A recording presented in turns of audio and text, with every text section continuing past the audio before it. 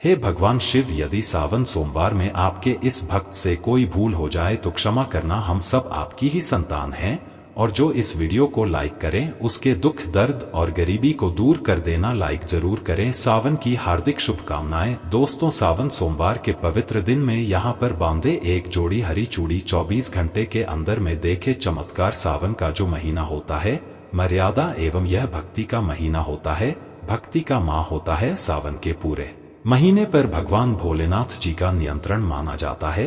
कालों के भी काल कहे जाने वाले महाकाल शिव शंभू को सावन का महीना बहुत ही खूबसूरत लगता है। इस समय सूखे पड़े बंजर, सूखे पड़े बाग खिलखिला उठते हैं, चारों ओर हरियाली ही हरियाली दिखाई होती है। सावन का महीना लड्डू गोपाल श्री कृष्ण को अति प्रिय है। अपने बाल गोपाल रूप में भगवान लड्डू गोपाल वृंदावन में सावन में स्नान अवश्य करने आते हैं। श्री कृष्ण सखियों के साथ मिलकर वर्षा आदि में स्नान करते हैं और नृत्य आदि करते। दोस्तों, ऐसा माना जाता है कि सावन के पूरे महीने भर भगवान भोलेनाथ जी की पूजा पाठ करने से वह शीघ्र ही प्रसन्न होते हैं। सावन का पूरा महीना भगवान भोलेनाथ का प्रिय महीना है। इसकी अनेक पौराणिक कथाएं एवं धार्मिक मान्यताएं भी हैं।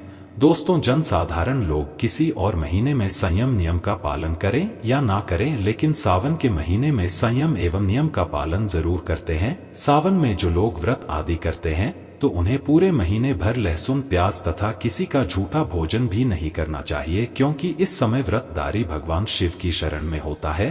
तो आप कोई भी ऐसा पाप ना करें जिससे भगवान शिव क्रोधित हो जाएं। तो आज की जो वीडियो है बहुत ही सुंदर है, ज्ञानवर्धक जानकारी है। इस वीडियो को अपने फायदे के लिए जरूर पूरा देखना है, क्योंकि अधूरा ज्ञान हमेशा अधूरा फल ही देगा और भगवान शिव का अपमान भी माना जाएगा। इसलिए सावन के शुभ अवसर पर वीडियो को अंत तक जरूर देखें और कमेंट में अपनी राशि जरूर डाल दीजिए। यदि हमारे पास कोई उपाय होगा तो वह आकर हम आपके कमेंट के रिप्लाई में जरूर बताएंगे। सावन के महीने की विशेष महत्व कुछ इस प्रकार से है। दोस्तों, सावन के महीने में ही समुद्र मंथन हुआ था। सावन के महीने में ही माता लक्ष्मी उत्पन्न हुई थी और माता लक्ष्मी को धन की देवी का दर्जा सावन के महीने में ही प्राप्त हुआ था। सावन के महीने में ही भगवान भोलेनाथ भूलोक पर आ जाते हैं और भूलोक पर जिनके घर पर यथावत शिवलिंग रखा हुआ होता है तो उनके घर में भगवान आशंकित जरूर आते हैं। दोस्तों, इस माह में भगवान विष्णु योग निद्रा में चले जाते हैं तो सृष्टि का जो भार होता है वह भगवान भोलेनाथ संभालते हैं।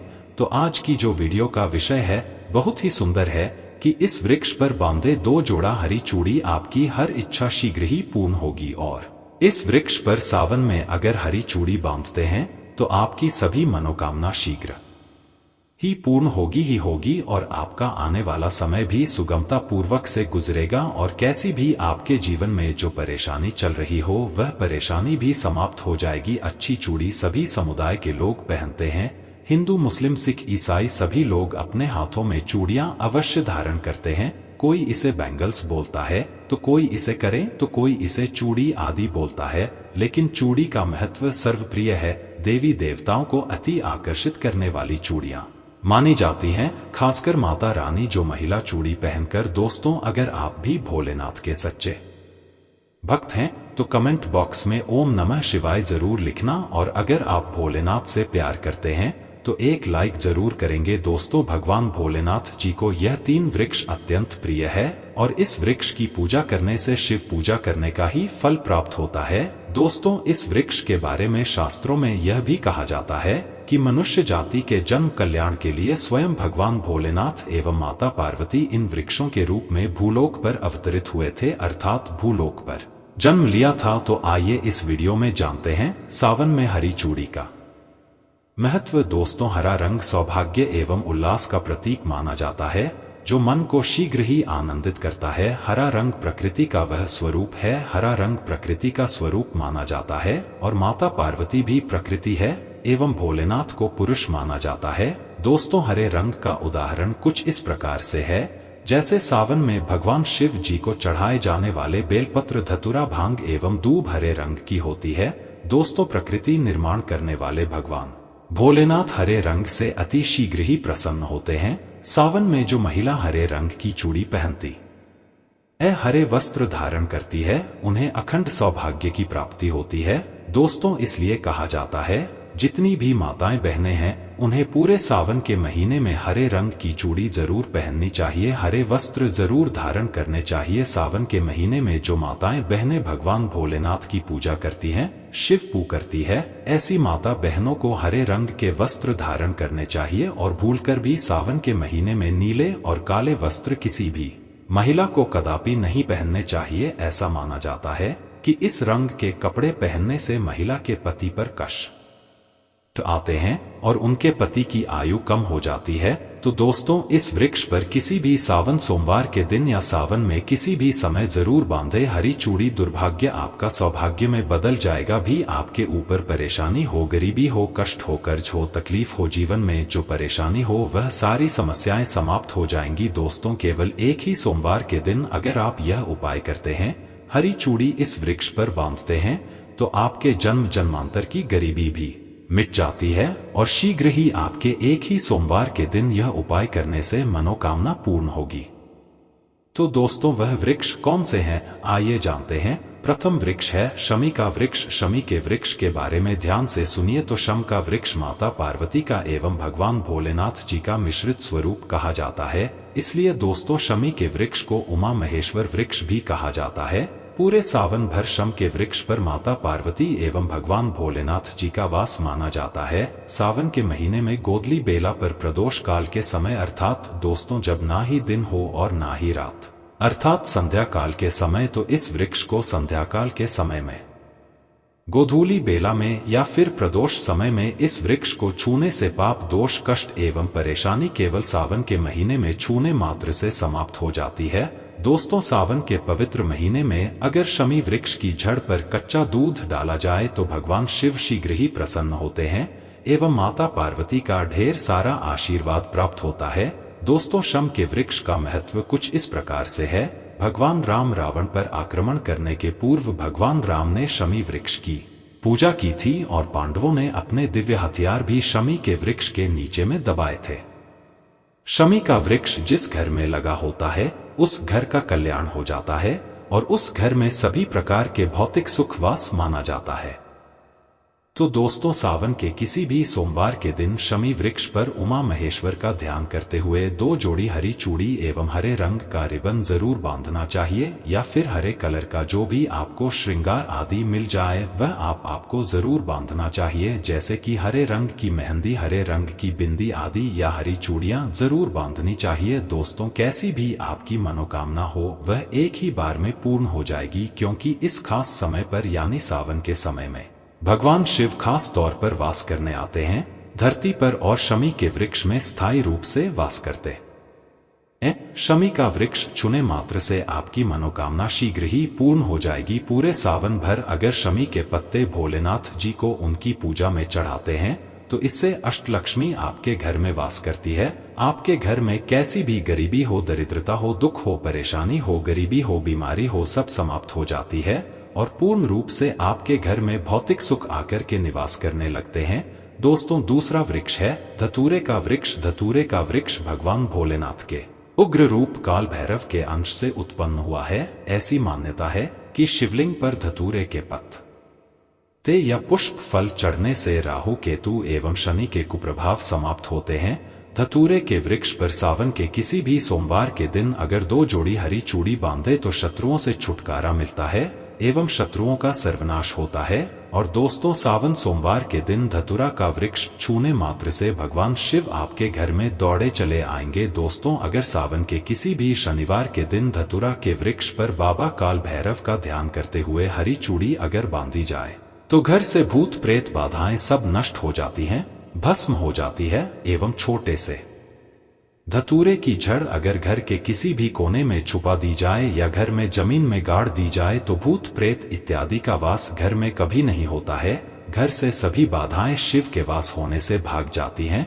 दोस्तों जो तीसरा वृक्ष है वह है बेल का वृक्ष। अगर भगवान शिव को बेलपत्र ना चढ़ाए जाए तो सावन का व्रत अधूरा माना जाता है और बिना पत्र चढ़ाए ही शिवलिंग पर जल भी व्यर्थ हो जाता है।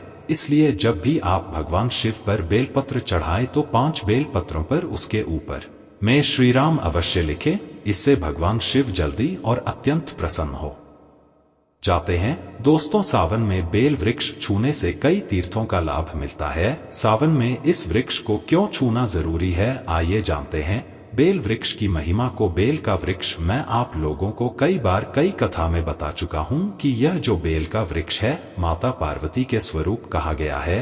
तो यह वृक्ष माता पार्वती के पसीने से उत्पन्न हुआ है। स्कंद पुराण में बहुत ही स्पष्ट तरीके से बताया गया है।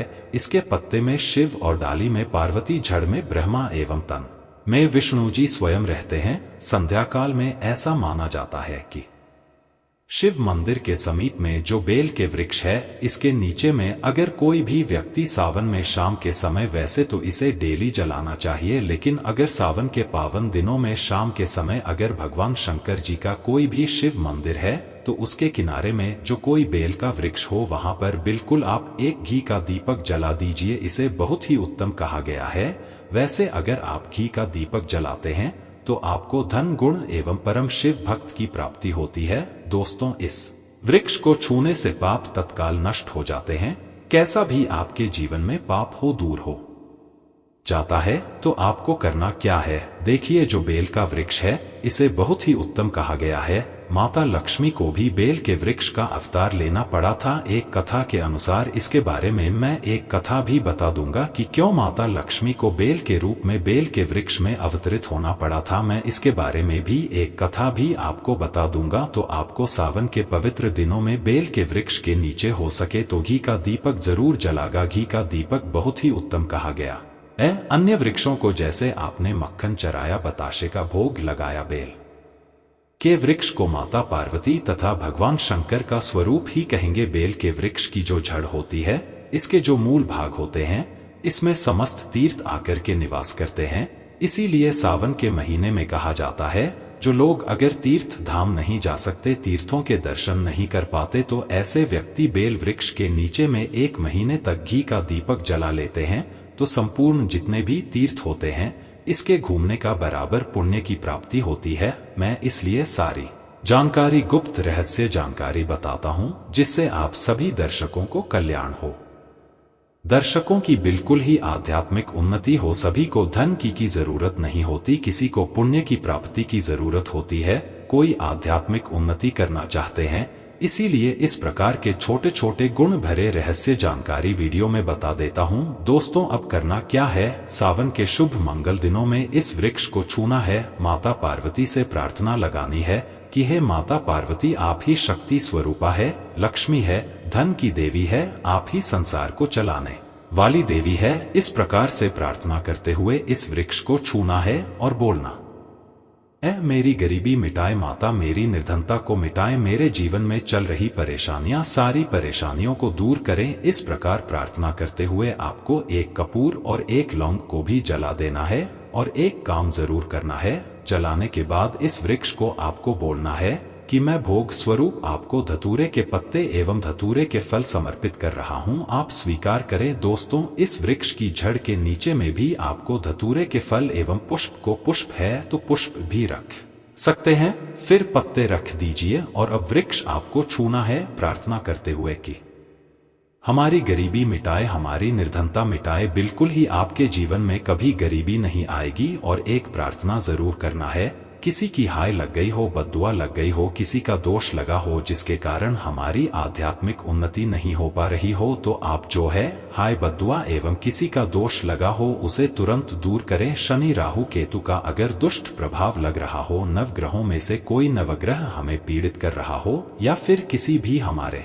पूर्वजों द्वारा किसी भी प्रकार का हमें पितृदोष लगा हो, क्योंकि पितृदोष लगने के कारण व्यक्ति की आत्मिक उन्नति भी नहीं हो पाती, तो आप बोलना कि समस्त प्रकार के दोषों को आप दूर करें, अपने अंदर में खींच लीजिए और आप हमें दोष मुक्त कर दीजिए। तो इस प्रकार से आपको यह प्रार्थना करनी है। और एक काम आपको जरूर करना चाहिए, आपको सावन के समय धर्म शास्त्रों में कहा गया है, बहुत सारे लोग भी बताते हैं, हमारे गुरुजी भी कहा करते थे, सावन के दिन अगर बेल के वृक्ष की जड़ में मिश्रित युक्त मिश्री, जो मिश्री आती है खड़ी खड़ी, आप सभी दर्शकों को जरूर पता होगी शक्कर टाइप की होती है, तो आपको मिश्री डाला हुआ दूध अगर आप इनकी जड़ में डालते हैं तो ऐसा कहा गया है कि ऐसा व्यक्ति कभी निर्धन नहीं होता। ऐसे व्यक्ति के जीवन से किसी भी प्रकार से अगर लक्ष्मी रुष्ट हो चुकी हो, ऐसे व्यक्ति पर मां लक्ष्मी भी प्रसन्न होती है। ऐसे व्यक्ति के जीवन में धन का अभाव नहीं होता। ऐसे व्यक्ति फिर निरोग रहते हैं,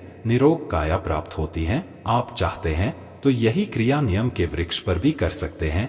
नियम के वृक्ष पर माता लक्ष्मी निवास करती है, समस्त दैवीय शक्ति निवास करती है। नियम के वृक्ष में अगर आप जो है सावन के शुभ मंगल दिनों में आपको 1 गिलास या फिर 1 लोटे सामर्थ्य के अनुसार तांबे के लोटे में आपको दूध डाल करके इनके अंदर जो है अभिषेक करना चाहिए। इनकी जड़ में डालना चाहिए, लेकिन आपको मीठा दूध ही डालना है। मिश्री मिला हुआ दूध आपको चरना है, इनकी जड़ में डालना है और गरीबी मिटाने की प्रार्थना करनी है। या फिर जिन लोगों पर कर्जे का भार है वह लोग बोल सकते हैं कि हमारे कर्जे का भार दूर हो, या फिर जीवन में जो किसी भी प्रकार की जो परेशानी है वह परेशानी भी बोल देना, वह परेशानी तत्काल यह वृक्ष समाप्त करते हैं और आपको इसे छू करके आ जाना है।